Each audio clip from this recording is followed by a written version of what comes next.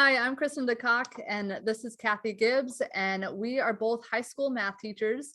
I currently teach Algebra 2, and she has taught Algebra 2 in the past. So we wanted to do an Algebra 2 unit on quadratic graphs and equations.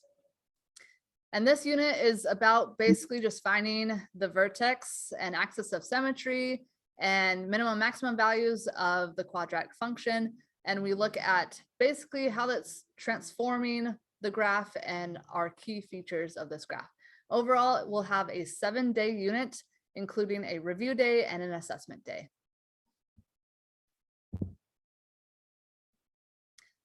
Since I currently teach Algebra 2, we wanted to use my students as our learners. And so most of my students come from middle class to upper class working families. There's a variety of learning abilities in our classroom with just lots of 11th and 12th graders, but then we do have one senior in the class. And so there's a wide variety of their knowledge base.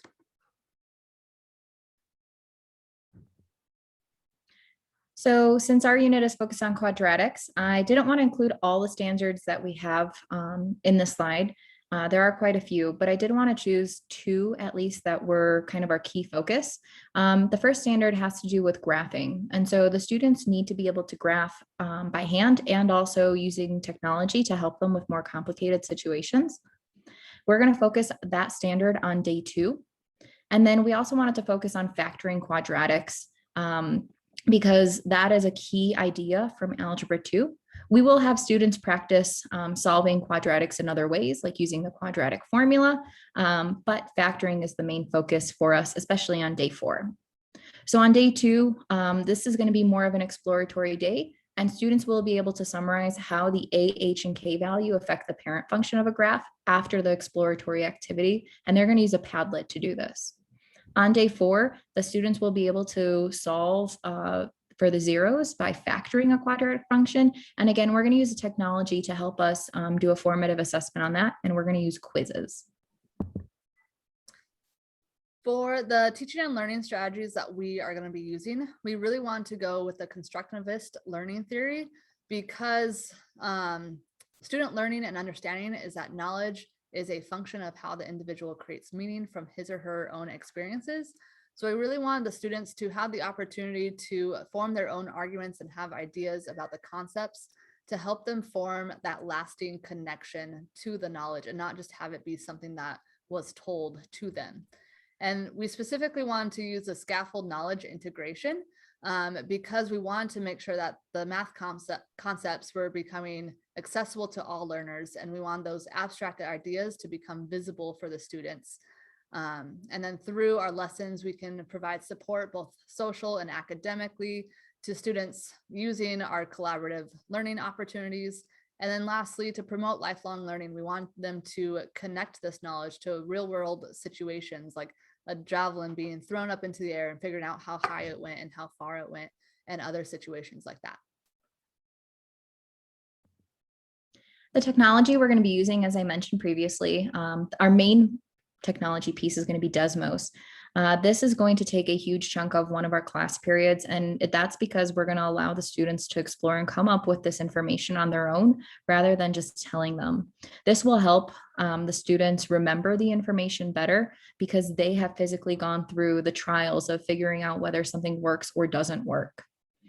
And then the Padlet on that same day is going to be a place for students to be able to collaborate and talk to each other and share their ideas with everybody in the class. It's essentially a place where students can post what would be an electronic sticky note with all of their thoughts. Quiz is a really good technology piece for math teachers. They have a really good base of problems that you can pull from. And a lot of teachers have already put together quizzes, so you don't need to do all that heavy lifting on your own. But they do kind of make it more fun for high schoolers. They include memes and funny sayings in there. And you know, high schoolers love memes. Schoology is what we use, or I use every day in my classrooms. It's basically just a Google Classroom, a place for me to put all of my documents, my PDFs, all of the links that I need to give to my students. It's where students turn in their homework assignments. And this is also a place where we can put together a quiz, or it doesn't have to be a quiz, it can be an exit ticket for quick formative checks to see how the students are understanding and what we still need to focus on. And of course, YouTube, even though it's a recreational tool for most people, it does have a lot of helpful links and videos for the classroom as well. And Kristen will talk about that in our day 4 stuff. So to begin us off on day 1, we are going to be doing very basic introduction into some vocabulary, some of which the students already know from previous years in Algebra 1 and in geometry. But we are also going to introduce some higher level stuff that they haven't seen before. They are going to practice using this terminology because I think it's important to not only know the vocab, but be able to use it and apply it in your language. So if we want the students to be mathematicians, they need to be able to speak like mathematicians. On day 2, we're going to be getting into kind of the nitty gritty of the vertex form of an equation. And we're going to be having the students explore using the Desmos activity to figure out what A, H, and K really do. And so I want to show you a very quick idea of what this is going to look like. So this is what the teacher's view would be. So I'm just going to click on student preview so you can see. Just a quick little welcome screen. This is a very simple problem where the students can just see that if they type in the parent function, it graphs beautifully through those 3 points. And then we really get into the nitty gritty piece of this where students actually get to play with the equations and mess with some numbers. This is the vertex form of the equation, and that's the A, H, and K I was talking about. And we have 3 points here and they're labeled blue. And so students would go through and try an equation. They can go in and type in 3x squared and they can check to see if that works, if it was the A they had to adjust. And obviously it doesn't work because this point, none of the points were actually hit. After trying and manipulating this equation a few times, maybe the students would be able to come up with x squared plus 3, and they will see that that does work, and they could try all the other ones as well. And a lot of the other problems are similar. Some of them are just asking simple questions rather than coming up with their own. And then after they have completed that activity, they will go in and complete a Padlet. So the Padlet, like I said, was just those sticky notes.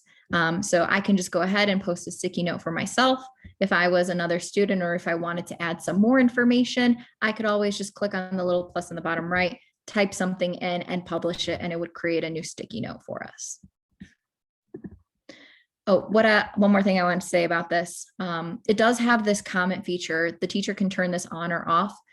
This allows the students to communicate to each other and help each other out. If they made a mistake, a student can point it out and say, oh, didn't you mean that it actually meant left? And they can start up a conversation, a discussion on here. And this is just what one of the handouts would look like. So this is the day 1 handout, and it's very basic introductory vocab with a few problems going through and labeling and identifying using proper notation, since mathematicians need proper notation. So after they've looked at these different aspects of the equation, it's actually, that equation is in vertex form. And so day 3, we'll be looking at standard form of our quadratic equations. And so we'll identify that we can still find the vertex, axis of symmetry, minimum, maximum, the same in, or like for the same problem, but it's going to look differently because we don't have information about how the graph is transformed left, right, up, and down. And so we'll talk about why we have these formulas, where are these formulas coming from. And in fact, Kathy, can you go to the next slide so that we can see the notes page? And so if you look in the middle notes page on the very bottom, it says the why behind knowing x equals negative b over 2a. And so we can kind of take a look at that proof of where that's coming from. Students can recognize that the B and A values were not in the vertex form, but then the A value was, but the B value was not in the vertex form.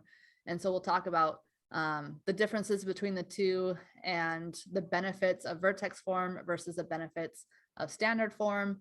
And then we'll talk also about some real world examples. If you see on the last page at the bottom, we'll have a problem about how long and tall a bridge is. And we'll also talk about if you throw a projectile up into the air, how high is it going and how far is it going? So then on day 4, we're actually going to start doing more of that factoring. And students have factored in the past, but we're going to be doing more complex problems. In here, we're going to have times where there's going to be one answer, 2 answers, and sometimes even no answers when you're trying to factor. And that's why we need other methods. So we're just going to start off this day by playing X games is what we call them. And so you're trying to find 2 numbers that would fit in these 2 spots that are exactly the same. So like whatever number you put here has to go here. So if I try 4 times 5, that does get 20, but 4 plus 5 is not 12. So the students just kind of need to know their number facts. And then we would do some examples, especially some of those tougher problems in class, factoring. And then towards the end of class, the students will take a quizzes. It'll be super short and sweet. 10 questions, I believe, is what we have put together. And students would be able to go through and attempt by playing this game. And so they go through and they're given a question and they have a multiple choice. So they can say, all right, what would be the answers here? And so they go through and they'll figure out what would make this 0 a positive and this would be a negative. So you need a positive 3 and a negative 6. And so yay, good job. And they get some of these memes as I was talking about. And so it gets fun for them and they get points and they can see where they stand with all of the classmates. And so it becomes a very fun game for the students and they become very engaged in it.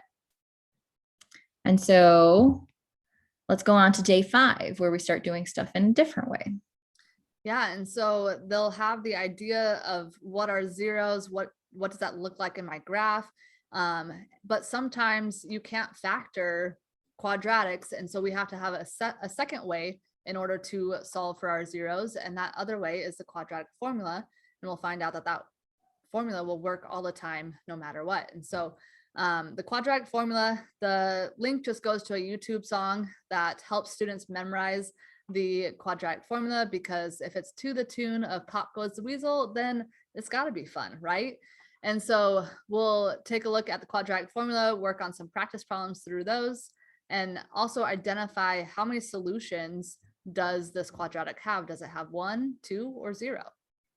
And then after we've gone through all those days, we'll have a review day where we can play a game that students can get engaged in and go for points. And if you really want, you could give the winning team extra credit on the test, or maybe just give them a sticker. High schoolers love stickers. So we'll play the game of Grudge is what I typically play with my students. And then on day 7, we'll take the test to see if they have mastered those concepts.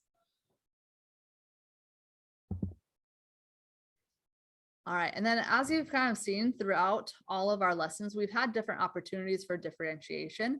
And so there were the quizzes activity where like you could give a different link to different students to have them answer different questions, or you could have that depth of knowledge discussion with the proof of why x equals negative b over 2a, and have some harder questions for students who are ready for it. We could also have students paired up together with the different activities so that they're having discussions with students who can give them a different perspective as well. So there's lots of different opportunities for differentiation.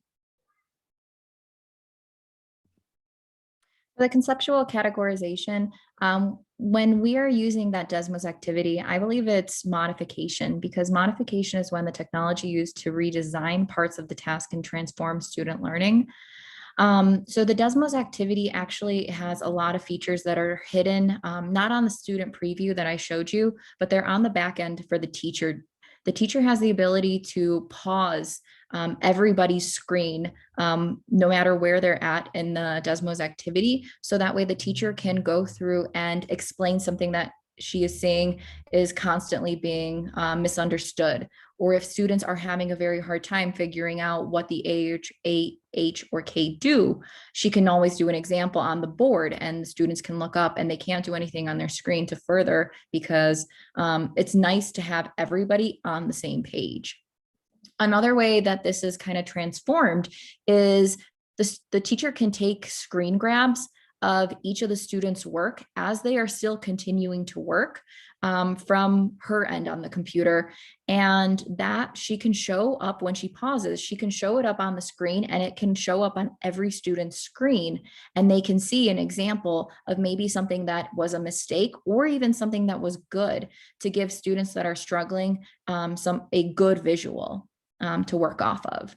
So there are a lot of places where this Desmos activity has kind of pushed the knowledge piece forward, with being able to have the students communicate with each other, be able to see other people's work, have the teacher have this control that maybe they wouldn't if it was just a standalone activity that wasn't through Desmos.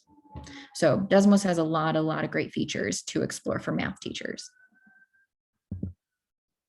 And then lastly, we are going to check to make sure that our students are understanding the material by giving that summative test at the end of the unit. And we'll have multiple different types of questions. So we'll have multiple choice, we can have matching, we can have free response. And even on the free response questions, we can give partial credit if they are doing the problem partially correct, but maybe just made a math error, but they were understanding the concept itself. And so there's ability to show their understanding even if they get the overall question wrong. And then to decide if our unit was a good plan, we can look back at previous years' scores on this test and see if it's staying similar to what it has in the past. And then we can also use Google Forms to ask the students' opinion about the effectiveness of the teacher, the class activities, and their own participation as well. Here are some of the references we used in this presentation. If you need to take a look at any of these, the link should be in our final document for our paper presentation. Yes. Thanks for joining us and have a great rest of your day.